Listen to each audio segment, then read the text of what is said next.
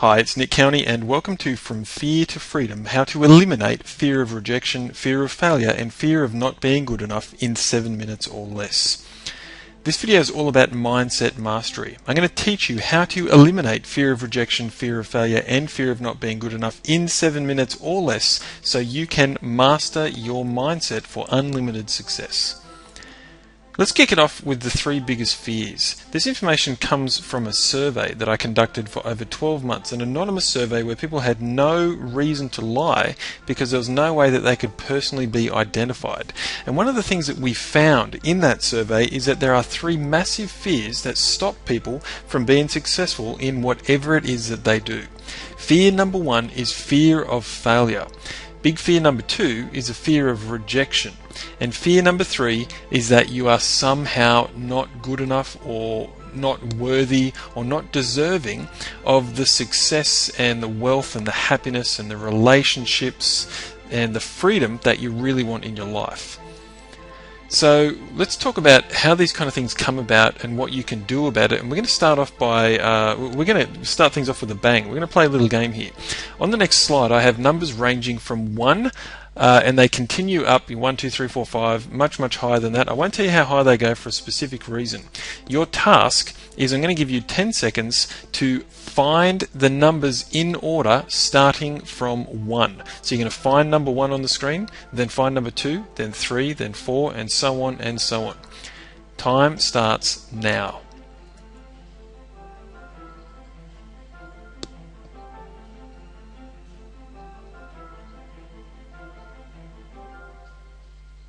Okay, stop. So, how did you go? Just take a mental note of the number that you got up to that time. Now we're going to do this a second time, and this time I'm going to make it much easier for you by putting these lines on the screen. You can see I've divided the screen into 4 quadrants. We have top left, top right, and bottom left, and that is the order in which the numbers appear on the screen. The numbers actually advance in a clockwise fashion. So number 1 you'll find in the top left corner of the screen, number 2 in the top right corner, number 3 in the bottom right corner, and number 4 in the bottom left corner, number 5 in the top left corner, and then it continues around in clockwise fashion just like that. So now that you know that, I'm going to give you 10 seconds to do this same exercise again. Start from 1, then find 2, then 3, then 4, etc., etc. when I say go, and we're going to compare your results with both of these exercises. Time starts now.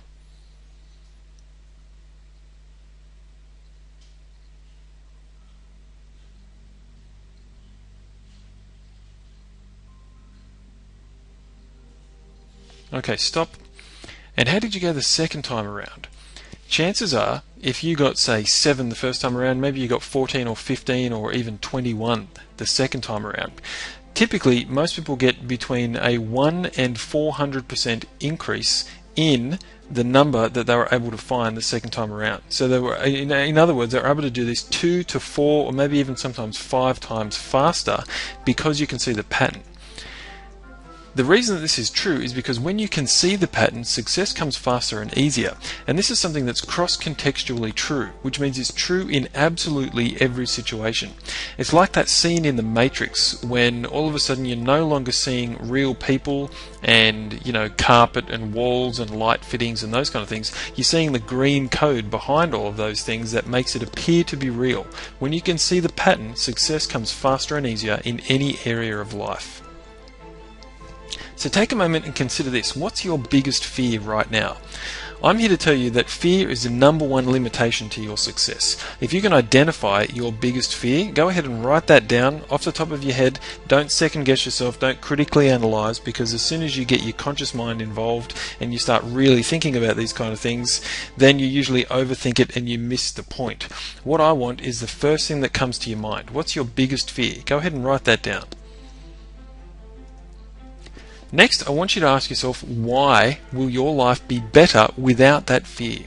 So when that fear is gone, why will your life be so much better?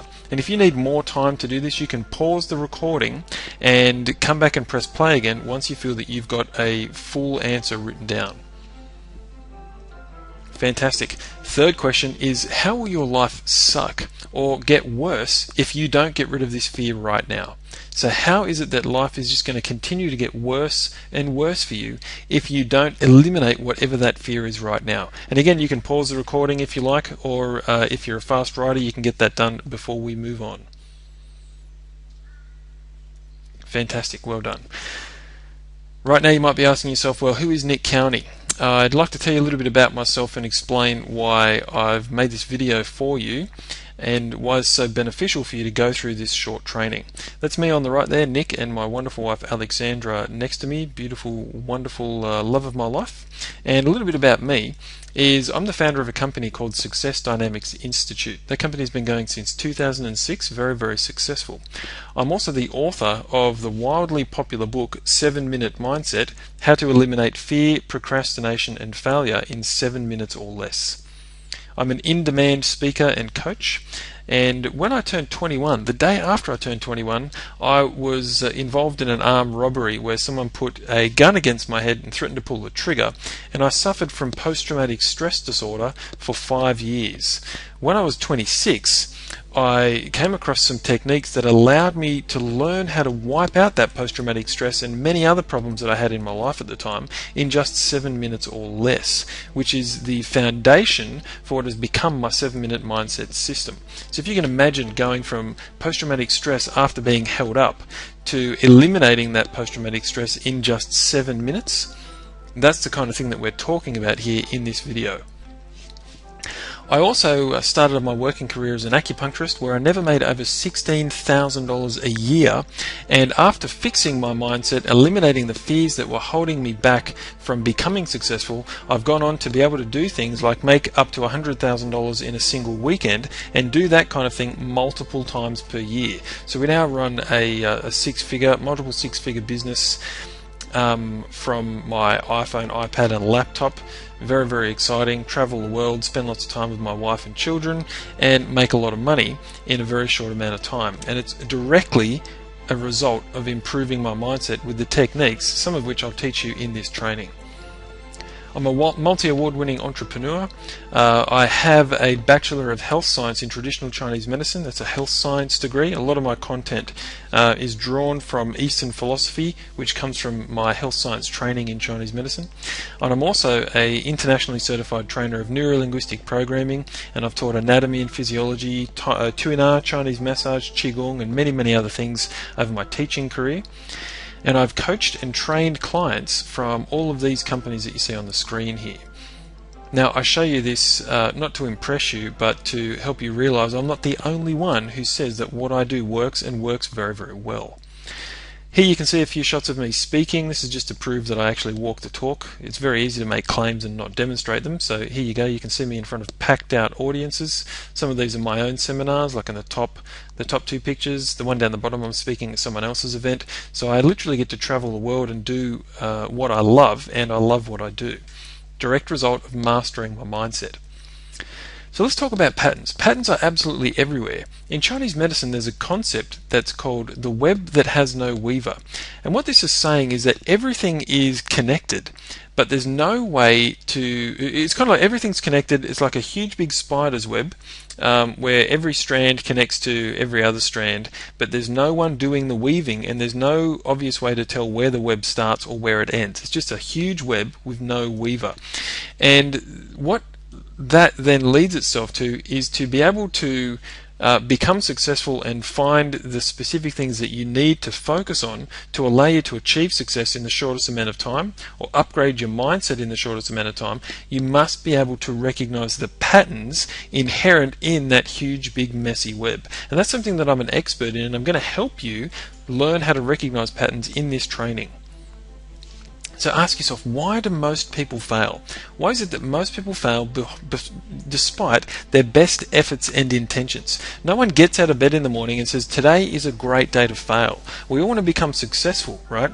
But it's things like fear of failure, fear of rejection, and fear of not being good enough that subconsciously sabotage your efforts, so that no matter how hard you consciously try, these things are tugging away at you from the inside, and it causes you to not achieve the level of success that you know you're capable of.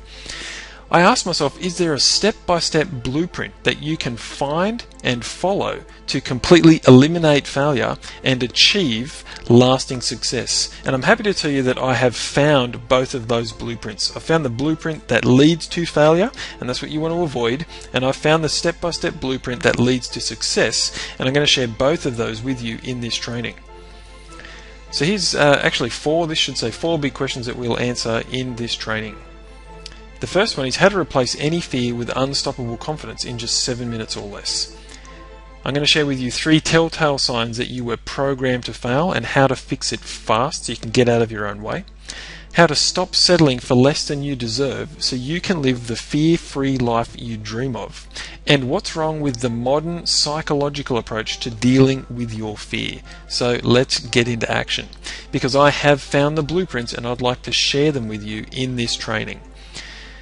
I also share them in my extensive Mindset Mastery program, 7-Minute Mindset Mastery, where I actually take you by the hand and walk you step by step through the process of finding and wiping out every single subconscious mental roadblock that you have to achieving the freedom, the lifestyle, the leverage, the income, and the impact in the world that you want.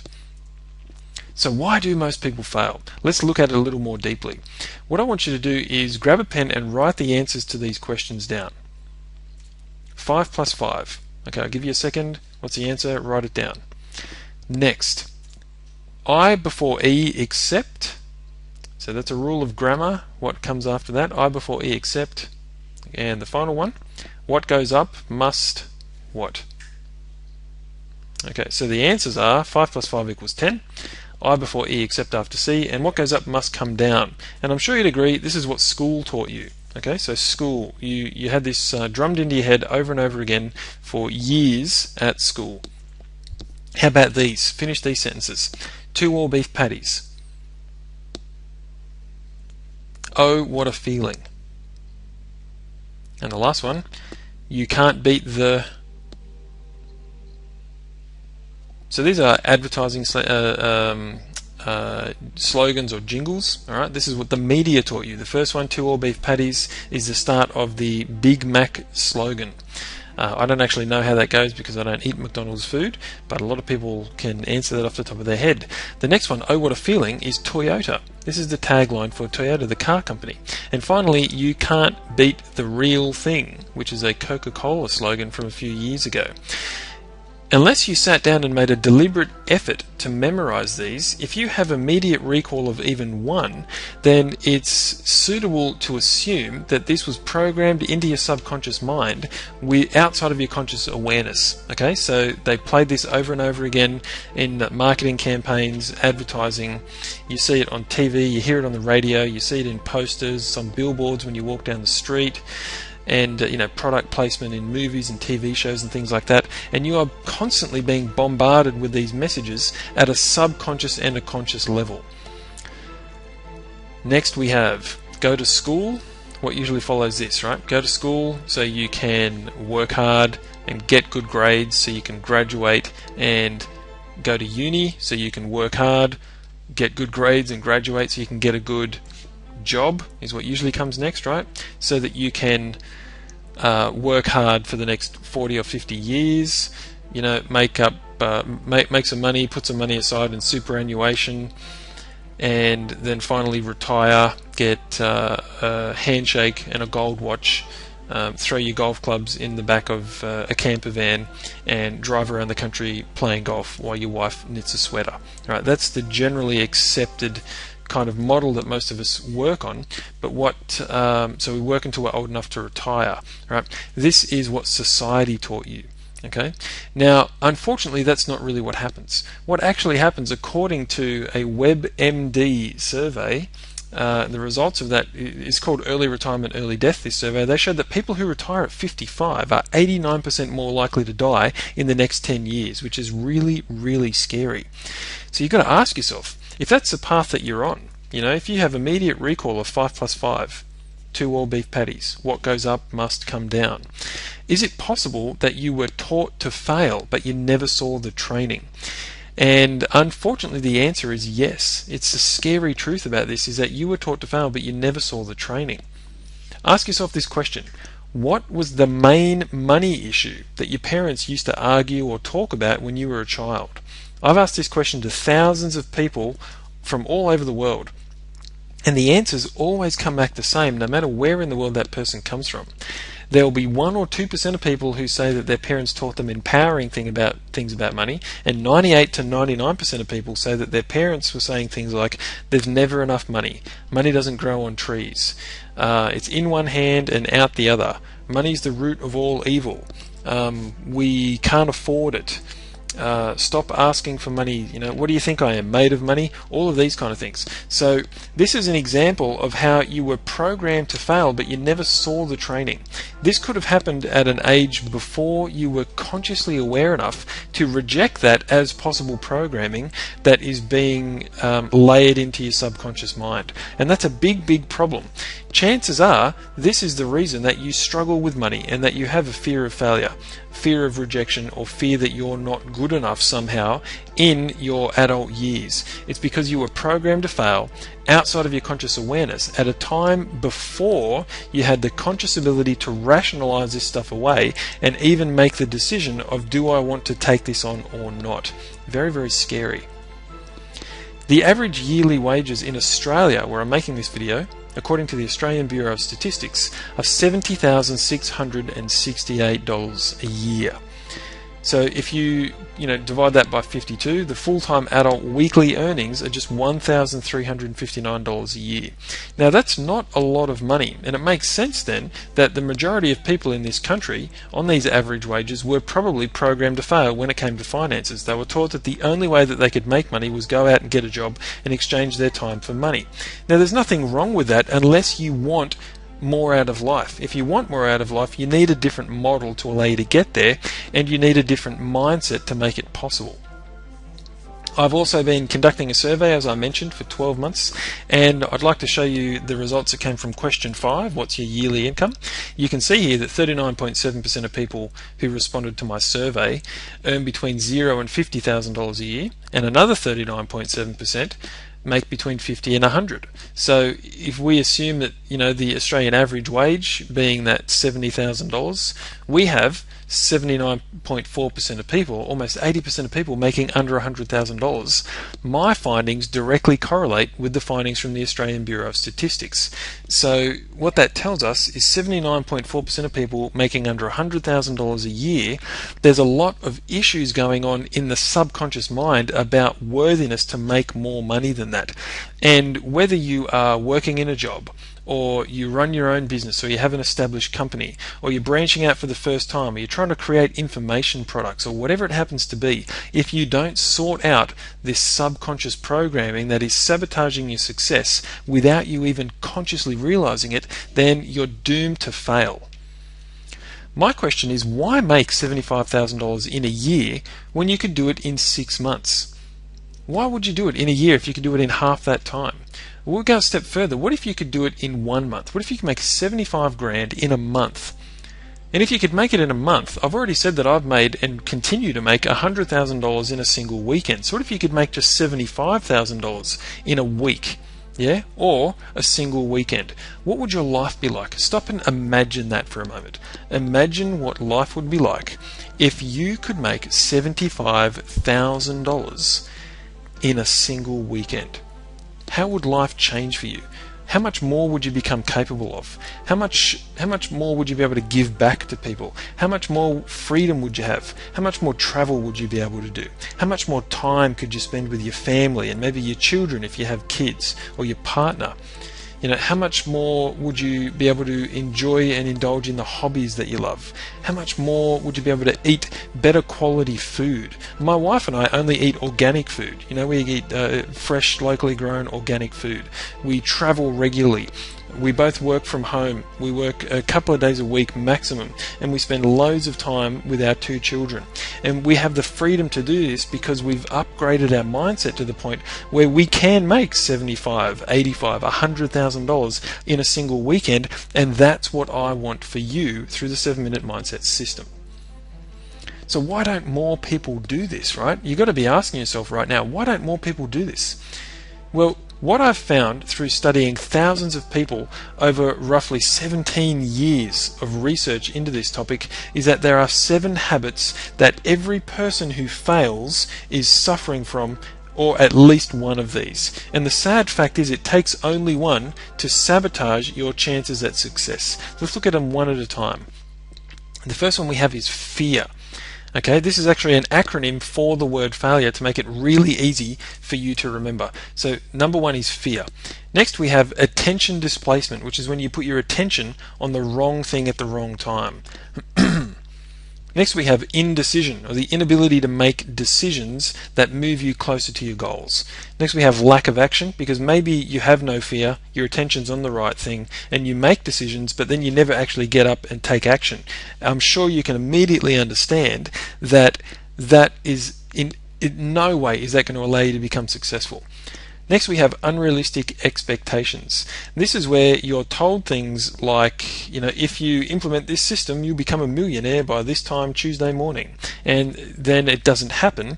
And what I've found practically is that what we should do when critically analysing that is look back at the situation and say, well, the person who taught me this or who told me this set up an unrealistic expectation. Maybe I need to change my expectation to something more realistic, or maybe I need to try a different system, or maybe I need to come at this with a different strategy or tactic. That, unfortunately, is not the way that people handle things, because that's a logical approach, and humans respond more emotionally. What we tend to do, what I do and what you do, is when we've tried something, we have an unrealistic expectation, therefore we don't meet the expectation because how could we possibly? It was unrealistic. Humans personalize that result. We say things like, I'm no good enough, I can never be successful, I'll never be able to make this business work, I'll never be able to launch my own products, I'll never be good enough to be on camera and make great video, I'll never be able to negotiate a raise, or whatever it happens to be. We personalize it instead of critically analyzing the information that we were taught that informed our behaviors that produced our results. Okay, unrealistic expectations. Next we have repeating patterns. This is anything physical, mental or emotional that causes you to not achieve the level of success that you want on a repeated basis. So anything that happens over and over again that stops you achieving the level of results that you want is a repeating pattern. And finally we have external negative influences. External negatives are things like information from the media, or if your parents are not supportive, or your spouse, or your friends, or people at your church, or if you're into that kind of thing. The magazines that you read, the movies that you watch, spending too much time watching TV, general societal conditioning. All these things, basically anything that comes from outside of you that impacts on your ability to achieve the level of success that you want, is an external negative influence. Now have a look at the list. There's 7 things here. The first 6 are all internal. They all happen in the 6 inches between your ears. Okay, so they are all mental subconscious processes. The final one is the only one that comes from outside of you. So that's a 6-to-1 ratio, and it shows you how important fixing your mindset is compared to getting the external negatives right. Okay, so it's important to fix the externals, but it's much more important to fix the internal issues that cause you to fail. So out of these top 3 fears, fear of failure, fear of rejection, and fear that you're somehow not good enough to achieve the level of success that you want, take a moment and write down which one is holding you back the most. Which one is it? Which one is stopping you from achieving the level of success that you want out of these 3? Go ahead and pick one, because we're going to eliminate that in just a short amount of time. Fantastic. Let's talk about what happens in your mind when we are dealing with fear and why that's so limiting. There's a part of your brain called the amygdala, and the amygdala is absolutely amazing. It does 2 things. It releases dopamine, which is a happy hormone, and it scans and is constantly checking your environment for anything that should cause you fear. Okay, so it detects fear-based stimuli, and it causes you to have the fear response. So this is what kicks off the old fight or flight response. The amygdala is also responsible for storing memories related to fear. Now think about that. How many emotions are you capable of experiencing as a human? The answer is unlimited, right? There's an unlimited number of emotions and combinations of emotions that you could experience. Every single one of those unlimited number of emotions, it could be billions or trillions, right? They are all stored in a collective memory bank, except for fear. Fear is the single emotion that has its own unique memory bank stored in the amygdala. Now, what does that tell you about the importance of fear to a human? It's vitally important, right? Or it wouldn't have its own memory bank. Fear serves to keep us alive. When we have that fear response, produces a fight or flight response where we get a massive adrenaline kick, and we either run away or we stay and fight when something scary is attacking us. That's what keeps us alive. The problem is that the situations that this system is designed to respond to and keep us safe from very rarely exist in our modern world, because our society and our technology and our culture have evolved significantly, but our nervous system and our hormonal systems that regulate these internal responses haven't really evolved that much. So if you were to be, we take you back to the hunter and gathering times where you're out there picking up some berries, and around the corner from behind a rock comes a big saber-toothed tiger and comes running at you, and you stand up and look and go, wow, that's a fascinating creature. You're going to be its lunch. Instead, what happens is the amygdala recognizes that it's coming to kill you, produces a massive fear response, and you either take off, all right, so you flight, you run away, and hope that you can outrun a saber-toothed tiger, or you pick up your spear and you try to fight so that you can kill it instead of it killing you.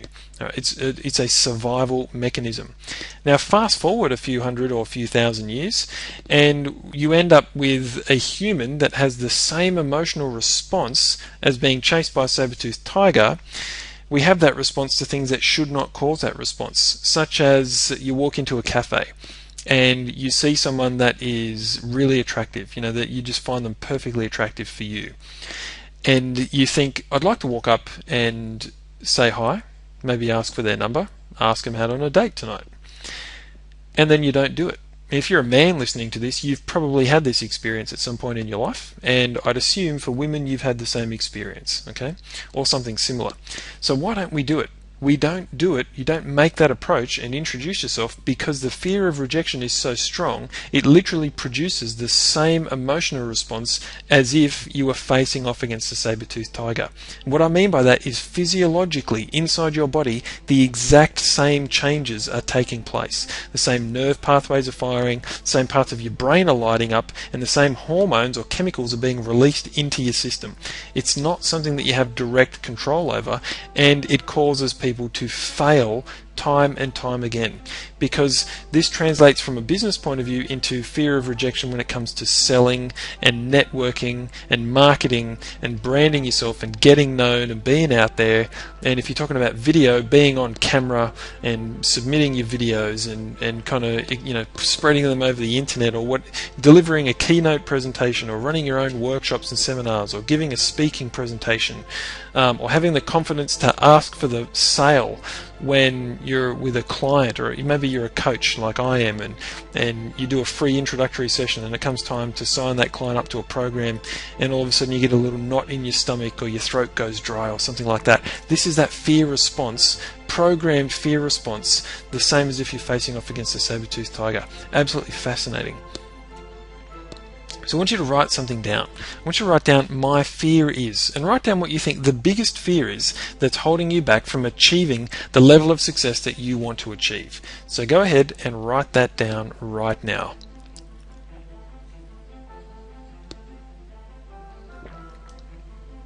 Next, I want you to write down I'd rather feel. If you didn't have this fear, how would you rather feel instead? So take a moment and write that down. And I'm going to make an assumption in a second about what probably 95% of people who are watching this are actually going to write down, because I've done this exercise with thousands of people, and the answer almost always comes back the same. The answer that most people write down in how they'd rather feel is unstoppable confidence, or some variation on that theme. Over 95% of the people that I work with say that confidence is the answer to their fear. And let's put this in the context of the guy walking up to the attractive girl in the cafe. If you have no idea what you're going to say, and you have no idea if that person's going to find you attractive, and you have no idea if they're going to respond favorably when you ask for their phone number and ask them out on a date, that's what produces the fear response. Okay, the lack of confidence that it's going to go your way. When I then ask people, imagine this, imagine you were completely confident that the person, when you walk over, is going to find you attractive. Completely confident. And you are totally confident that you knew what to say to start the conversation. And maybe you're even going to be funny and charming. And you're completely confident that you could keep that conversation going. And you're completely confident that when you ask for their phone number, they're going to give it to you happily. Maybe they'll even offer it before you ask. And you're completely confident that when you say, hey, would you like to have dinner tonight, that they're going to say yes. And you're completely confident that they're going to have a fantastic time, and so are you. Now, how would you feel about walking up and talking to that person?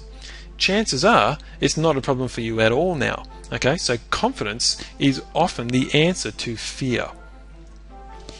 Now, the old way of dealing with these fears is really, really common, and in my opinion is problematic. So we're going to talk about what's wrong with the modern psychological approach to dealing with your fear. There are 4 very common ways that we're told to deal with this. The first is trial and error. Okay, just try to act a different way, fake it until you make it, all these kind of things. That doesn't really do anything to eliminate the actual fear. What I do is I call that trial and terror. Okay, so you're going to try something out and it produces an extreme fear response. It doesn't actually work. The second one is that change takes time. If you just plug along and keep with it for long enough, then eventually you'll adapt, you'll become acclimatized, and you'll no longer feel the fear. And although that's true, it's still very limiting. Next is a variation on change takes time, which is if you become a bit more proactive about it and decide to get into some kind of therapy, then you need to lay on your back on a therapist's couch for years. And again, it is true, but it takes a really long time. And finally, the more kind of self-help personal development approach is that the way to overcome this stuff is through positive affirmations, where you repeat something over and over again to yourself, and like the picture here, you try and hammer that into your head. So that's things like, I'm successful, I'm successful, I'm successful. Or every day I'm becoming more and more confident. Every day I'm becoming more and more confident. And interestingly, a research study that was done conclusively proved that affirmations absolutely work for people who already believe them. So if you already believe that you're confident, you already believe you're successful, then affirmations that you are confident and successful will resonate as true for you because you already believe it. It makes only sense, right? The converse to that is what they found is that people attempting to use affirmations who didn't already believe it was true, the affirmation actually lowers their self-esteem. So it's counterproductive. That's the old way. And chances are you're using 1, 2, 3, or all 4 of these in your life right now when you're trying to smash through your limitations and become successful. And if that's you, well, on the one hand, you could be upset that the old ways that you're using don't work, or you could be excited because I'm about to share with you the new way, or the straight truth about what works right now in the real world. Again, there are 4 things. The first is mindset map. So instead of trial and error, where you go out and you test something and you wait to see the results, and you test again and you wait to see the results, and it takes years to get any kind of usable information, you can create a map of someone's mindset who's already successful in the area that you'd like to be successful in. Turn that into a reproducible model, and using techniques that I use and teach, install that new map directly into your subconscious mind so that you automatically think, feel, and produce the behaviors of a person who is successful in the area that you want to succeed at, so that you shortcut your learning curve and produce the same class of results in a fraction of the time it took them to do it in the first place. Now, instead of change taking time, change is actually instant.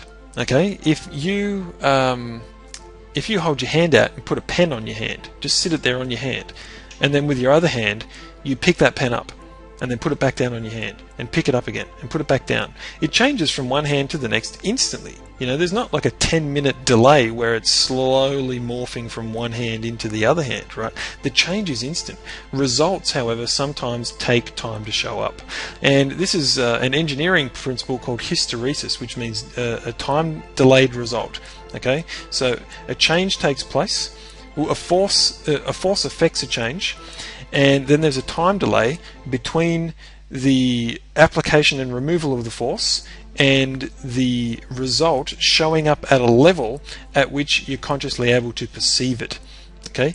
Now, what I mean by that is perhaps you're 99% of the way towards realizing that the change has taken place, but one more tiny little subconscious process needs to occur before you become consciously aware that the change has happened. And if you keep telling yourself that maybe nothing happened and nothing changed, even though you're 99% of the way there, it just hasn't reached the point yet, that final 1% hasn't ticked over, where it reaches the point where you are consciously able to recognize that something's changed. Now, instead of spending years on your back on a therapist's couch, I absolutely and solidly believe that you can change almost any problem in 7 minutes or less, and that forms the, using the techniques and systems that I've created and used in 7-Minute Mindset, you can absolutely do that. And if you want to learn more about that, you can get your hands on my book, or you can inquire about one of my programs like the 7-Minute Mindset Mastery Group Mentoring Program. There's a lot of ways that you can get in touch with me if you're interested in mastering your mindset in a ridiculously short amount of time. And then finally, instead of affirmations, where we try and hammer in new beliefs and values and ways of thinking and being, we can simply install that directly using the power of your subconscious mind. As if you know how to do it, it's very, very quick and easy to make these changes. And if not, then you're stuck with the sledgehammer approach of affirmations. So let's look at this in action for a second. I've created an amazing system that can show you how to do all of this and more, called 7-Minute Mindset Mastery, and it includes things like videos, MP3s, worksheets, and webinars. And if you like, you can kind of Google or find this information on the internet. It's very easy to find me. So we have things like webinars, my book 7-Minute Mindset Upgrade Techniques, where I've recorded the change techniques that allow you to make these changes in 7 minutes or less, as mind shift meditation MP3s. Here's some examples of those on the screen. We also have a bunch of really awesome worksheets that you can use when you don't feel like listening to the MP3, to allow you to work through your programming and eliminate those issues on paper. There's a couple of examples of our worksheets. So let's bust one of these myths. And we're going to work on change takes time. So we've already talked about how this isn't true. I'm going to absolutely smash this for you right now. Okay, by the time I'm finished, you will no longer believe that change takes time. You'll realize that it's instant and that it can be sped up significantly when you know what I know and do what I'm about to teach you. So here we have what's called the levels of learning. All right, and learning is a perfect example of change. Down the bottom we have unconsciously unskilled, where you don't know that something exists, so you don't know that you can't do it. All right, you're unconsciously unskilled. The next level up is called consciously unskilled, where you know something exists, therefore you know that you can't do it. And the recognition is instant. As soon as you become aware of something and you know that you can't do it, you become consciously unskilled. For example, right now I have a 3.5-month-old son, and he doesn't know that shoes exist. So he is unconsciously unskilled when it comes to tying shoelaces. He doesn't know shoes exist, so he doesn't know shoelaces exist, so he doesn't know that he can't tie shoelaces. As soon as he reaches a point where he becomes aware that shoes and shoelaces exist, he'll become consciously unskilled. He'll know that he can't tie shoelaces. The next level up is consciously skilled, where you know that you can do something, you have a certain skill, but you still need to consciously think about it. And it takes roughly 1,000 hours to reach this point. So after a long time of practice, my son will be able to tie shoelaces, but he'll still have to concentrate. The next level is unconsciously skilled, where you can do something without thinking about it. That's when you can, most of you can probably drive down the street, eat a sandwich, talk on the phone, change gears, do your taxes all at the same time without needing to think about what you're doing. And it takes 5,000 hours to reach this point. It's quite a long time, okay? Unconsciously skilled, where you can do it without thinking about it. The final level is mastery, which is consciously, unconsciously skilled, where you know that you can do something at an extremely high level without thinking about it, and often you can break it down to teach it to others very well at this point. It takes 25,000 hours to achieve that level. Alright, and it's a level that most people don't need to get to, especially with eliminating your fears and the 7 habits of failure and mastering your mindset. So let's look at going from consciously unskilled to unconsciously skilled, which is the level at which most people need to get to. Okay, consciously unskilled, where you know that you can't do something, to unconsciously skilled, where you can do it without thinking about it, takes 5,000 hours, which is 20% of the time that it takes to achieve mastery. So it takes 5 times less to become unconsciously skilled, where you can do it without thinking about it, but that's 80% of the way to mastery. Alright, so it's 80% of the way in 20% of the time. It makes sense to aim for unconsciously skilled. So if it takes 5,000 hours, and we're talking about working on your mindset here, eliminating your fear, your attention displacement, indecision, all those other habits of failure. If you had 8 hours a day, 5 days a week, it'd take you 125 weeks or 2.6 years to get that 5,000 hours of practicing to be able to master your mindset. If you learn the 7-minute mindset system and my approach, you can shave 2.6 years off your learning curve, because you can change all of these things in 7 minutes or less. Every individual problem in 7 minutes or less. That's pretty exciting, right? To shave 2.6 years off your learning curve. But who has a 40-hour week, 8 hours a day, 5 days a week for 2.6 years to do this? Very few people. Well, what if all you had was 4 hours a day, 5 days a week? Now it's going to take you 250 weeks or 4.8 years. And if all you had was 2 hours a day, 5 days a week, it's going to take you 500 weeks or 9.6 years. If all you had was 1 hour a day, 5 days a week, that's still 5 hours a week to work on your mindset. The old way is going to take you 1,000 weeks or 19.2 years. So actually learning my system will shave over 19 years off your learning curve, and that's got to be exciting. Let's look at how it's actually done. Here we have the flip side of the 7 habits of failure. Again, I studied thousands of people over a 17-year period to come up with the content from my book, 7-Minute Mindset. And what I found is that people who become successful all exhibit these 7 traits. And just like with the 7 habits of failure, you need only one to cause you to fail miserably. With the 7 habits of success, you need all 7 to guarantee that you will achieve the level of success that you want. The first one is strategic mindset planning. So this is where you learn how your mind and your emotions work and how to run them better to get the results that you want in your life. This is also where you learn to identify the limitations that are in your way, the subconscious mental roadblocks that are causing you to sabotage yourself and not achieve the level of success that you know you deserve. Once you can identify what those limitations are, U stands for unlearning. All of those limitations were learned, so to eliminate them, we unlearn them. We remove them from your subconscious mind. Next we have comfort rezoning, which is where you become comfortable doing things that were previously uncomfortable. Okay, because the degree to which you can be comfortable doing things that are uncomfortable for other people often determines the level of success that you're able to achieve.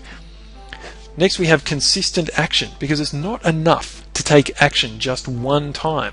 You need to take action over and over again. Clear, focused, consistent action.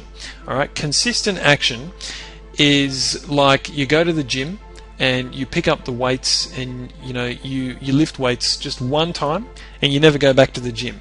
Right, so that's not consistent action. That's not going to get you the results. You're not going to lose weight and build the body that you want. Consistent action is when you go in there and you do that 2 or 3 times a week for a year. At the end of that 12 months, you will have completely revolutionized your body if you were doing the right exercise in the right way. Alright, so consistent action, massive success principle. Next we have entrepreneurial thinking.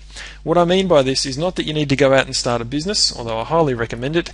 It's that you need to learn to think like entrepreneurs think. And entrepreneurs think in terms of value, specifically value exchange.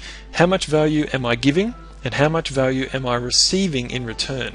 And this is how successful people think. If you take this concept and apply it to every area of your life, How much value am I giving to my health, and how much value do I receive in return? How much value am I bringing to my relationships with my children and my wife and my parents and my friends and my clients, and how much value am I receiving in return? How much value am I giving to myself in terms of saving and investments, and how much value am I getting as a return on my investment? All right, this is a fantastic way to think value. Next, we have selective focus, which is the ability to ignore anything that is not going to get you the result that you want. This is the exact opposite of attention displacement, where your attention goes on the wrong things at the wrong time. Okay, selective focus. And finally, underpinning all of the other six is self-belief. The belief that you are valuable, that you are worthy, that you deserve the level of success that you want, that it's possible and achievable for you to do it, and that you're a good person who absolutely deserves all of those things. Self-belief. Even if you have the other six in place, but you don't believe that you deserve success and that you're worthy of success, you'll still sabotage yourself and fail. Okay, so you need all 7 of the 7 habits of success to achieve success, and unfortunately only 1 of the 7 habits of failure is enough to sabotage your success. Very interesting stuff. And this came from my 17-year study into why some people fail and other people, very few people, achieve lasting success. So let's put this into action and talk about how this actually happens in your subconscious mind and what to do about it. If you've ever heard that you create your own reality, and maybe that sounded like a bit of airy-fairy, self-help, mumbo-jumbo kind of fluff, which I used to believe it was as well, I'm going to show you how it's true from a scientific and psychological point of view. Everything that I use and teach is based on science and psychology, so that you know that it works, and it's not just airy-fairy, self-help, personal development, fluffy mumbo-jumbo. I can't stand that stuff probably as much as you. So let's look at the reality filter and how you create your own reality based on science and psychology. We start with your 5 perceptual senses: sight, hearing, touch, taste, and smell. Every single second, your 5 senses are being bombarded with up to 10 billion, that's billion with a B, individual bits of sensory perceptual information. It's too much for you to be able to focus on second by second that entire 10 billion bits of information. So what happens on a subconscious level is we filter that information through your pre-existing beliefs, which is what you've decided is true about yourself and the world, your values, which is what you've decided is important and the criteria on which you judge things in your life, your habits, which are behaviors that have become automatic and reinforced over time, your identity, which is what you've decided is true about yourself and how you fit into the world and the wider systems that you belong to. Your memories, which is your best guess of what might have happened in the past. Your capabilities, the level at which you believe you're capable of performing. And the conditioning, or the subconscious programming that was layered in often at an age before you were able to consciously choose to accept or reject it. Those are the filters through which you filter the 10 billion bits of information available per second, and after it's gone through that filtering process, you're left with just 134 individual bits of information. So from 10 billion down to 134. It's a massive filtering process, and we leave out so much. You then use the subconscious dictionary of your mind to ascribe a meaning to each of those 134 bits of information. And to make it kind of short and easy, you either say it's good or bad. The meaning that you place on your filtered perceptions, if you say it's good, you'll produce good emotions in your body, or release good hormones that will produce good emotions is probably a better way to put it. If you say they're bad, you'll release hormones that produce negative emotional states. Though your emotions are inextricably linked with your physiology, which means how you use your body, which determines your behavior, which is what you do. All right, so your emotions cannot be separated from your behavior, and your behavior directly produces your results. This is how your perceptions, which are filtered, you have a meaning on them, produces your emotional state, directly related to your behavior, directly produces your results, cause you to create your own reality. And where this becomes even more interesting is that you then perceive your own results. So this becomes a self-fulfilling prophecy, or in psychological terms, a self-perpetuating feedback loop. Okay, this just continues around and around and around. And if you have a belief that you have to work hard to make money, for example, and then we track back, what you'll do is you'll filter your perceptions through that belief that you have to work hard to make money, and your 134 bits of information will contain a large amount of information that match that pre-existing belief. This is called cognitive bias. This is a very, very simple psychological concept to understand. You'll then place a meaning on that, which is either good or bad. Let's say it's bad that you have to work hard to make money, so you'll feel bad about it. You produce negative emotions. Those emotions will cause you to behave and produce behavior at a level below that which would allow you to change the results you're achieving. So you'll continue to produce results that show that you have to work hard to make money. You'll then perceive your results that you made money, but you had to work hard to get it. You'll filter it through your pre-existing beliefs and values, etc. So you'll filter your results that you had to work hard to make money through your belief that you have to work hard to make money, and it'll just continue to be reinforced like that. Okay. The good news is that every single thing that you see on the screen here is changeable with the 7-minute mindset techniques. It's like Lego blocks. You can take any individual piece of this puzzle out if it's not working for you and replace it with one that is working, so that you can get results much, much faster and easier. Your reality is imaginary. So 10 billion bits of information per second coming at you in your subconscious mind.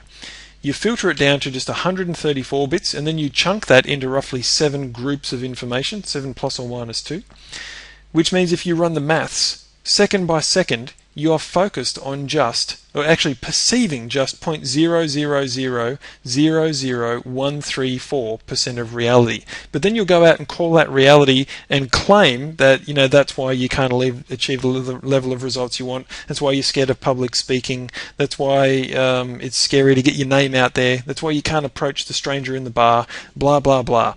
All right? Very, very interesting. Right now you're perceiving and focusing on 1/1,000,000th of 1% of reality. Just stop and let that sink in for a second.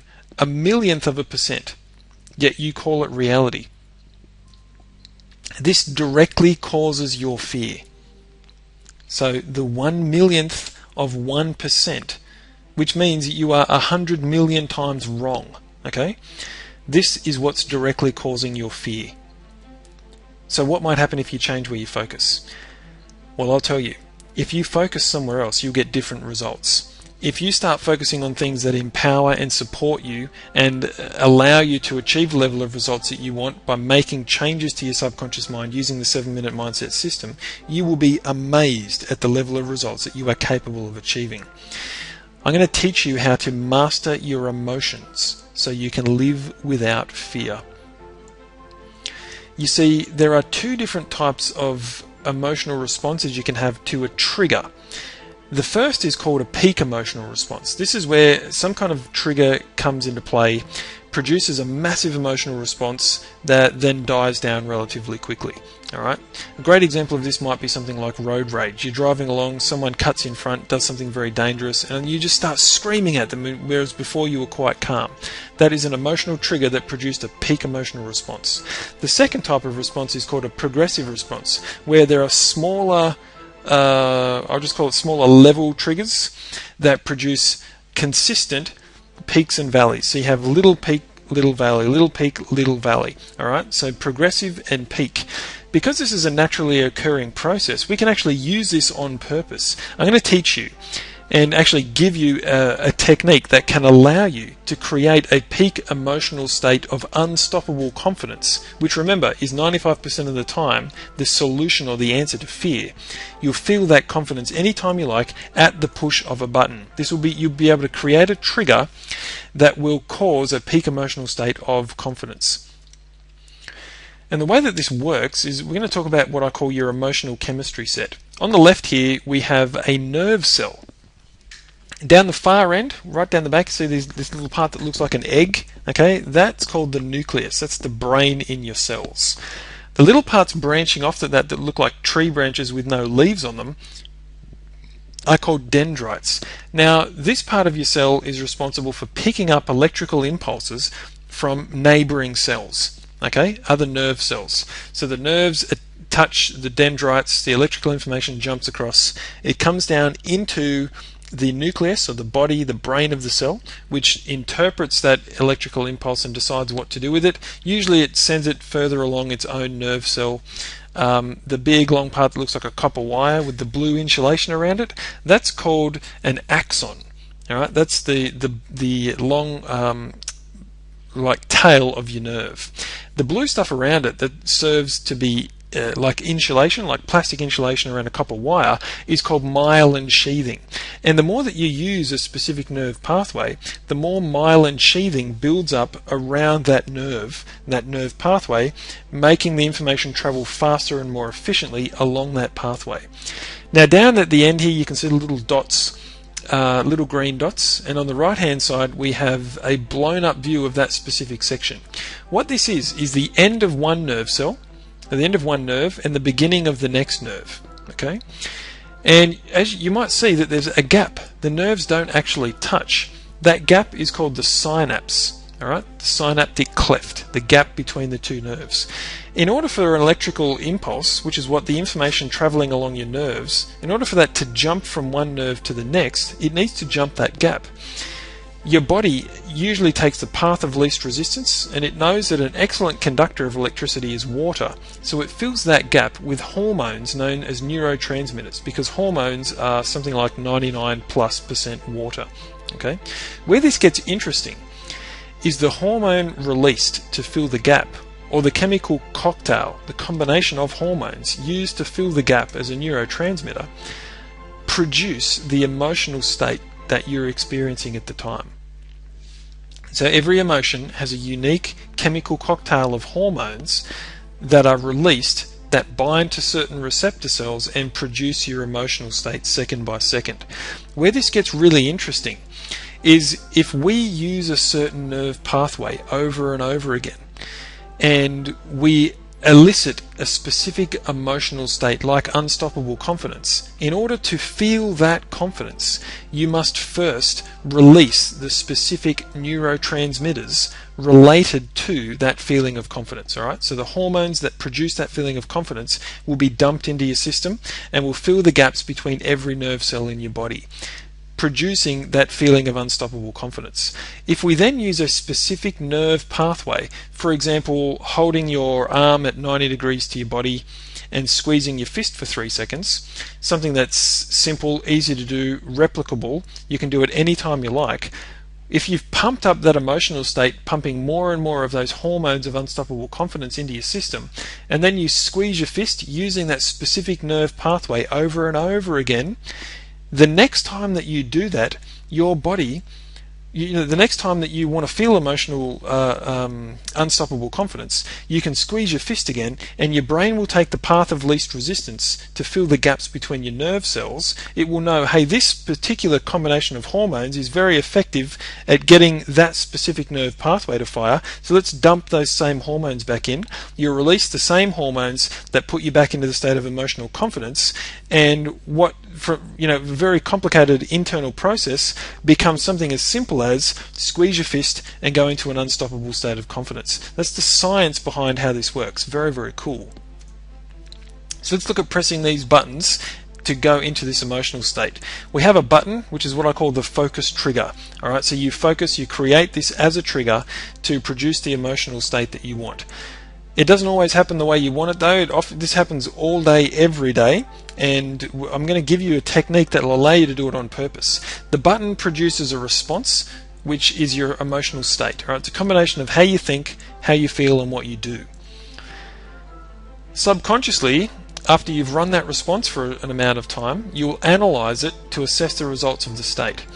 If you have not achieved the result that state's designed to achieve, you'll go back and continue to produce the response. All right? If, when you then reanalyze, you subconsciously realize that you have achieved the result that state's designed to achieve, then you'll transition to the next focus trigger and resulting state. So setting your new buttons works like this. We have the past, which you know subconsciously is not now, and the future, which you know subconsciously is not now. The technique that I'm going to make available for you at the end of this video allows you to create buttons that can put you into any emotional state that you like. So you can press the button like squeezing your fist and go into any emotional state that you like unstoppable confidence. And the way that we do that is we imagine, using the power of your subconscious mind, that you can go back to a time when you had an experience of whatever that emotion is that you want to be able to feel anytime you like. So if you want to feel unstoppable confidence, remember a time when you felt totally confident. If you can't remember what it felt like to be totally confident, you can imagine what it would be like to be totally confident, or you can imagine someone else who is totally confident and imagine that you can float or step into their body. I'm going to assume that you can remember what it was like to be confident, or remember any other emotion that you'd like. We go back in our subconscious mind into the past to a time when you felt totally confident. We're going to associate into you, which means actually become yourself in that place and time, so that you can access the emotions present. You're then, through the power of guided suggestive language, going to enhance the experience of that state of confidence and pump it up till it reaches an absolute peak of intensity. And then we're going to set the button by doing something called anchoring. It's a psychological term which basically means to lock something in. So we're going to anchor that state. Then we're going to use your unconscious mind to come back to now and test the button. Okay, because if it doesn't work, obviously something went wrong, but this works every single time. The test is designed to prove to you that the actual button will work when you need it to. Then we'll do a second test by imagining a time in the future where we'll use an example of confidence. Maybe imagine the next time you'd want to approach an attractive person in a cafe, or imagine the next time you need to record some video, or imagine the next time you need to give a presentation in public, or imagine the next time you need to ask a client for some money, or imagine the next time you need to negotiate a pay rise, or whatever it would be, where in the past you would have had that old fear come up, and then when you fire off your button, so press the button, release the trigger, it will bring back that emotional state of unstoppable confidence, allowing you to realize that you have now overwritten the old subconscious pathway that caused you to experience fear in that time and place, which means you have the ability to feel unstoppable confidence anytime you like. And once you know that for sure, you come back to now with the ability to feel that way absolutely anytime you want. So that's it from this presentation, From Fear to Freedom, how to eliminate fear of rejection, fear of failure, and fear of not being good enough in 7 minutes or less. And what you'll find is I've made available for you the exact specific technique for creating these feelings of unstoppable confidence, or any feeling that you want to feel at the push of a button, underneath this video, or perhaps it's going to be emailed to you. Okay, so you have access to that technique. Go ahead and use it, create your buttons, and allow yourself to go from fear to freedom in 7 minutes or less. I'm Nick Cowney. Thank you very much for joining me.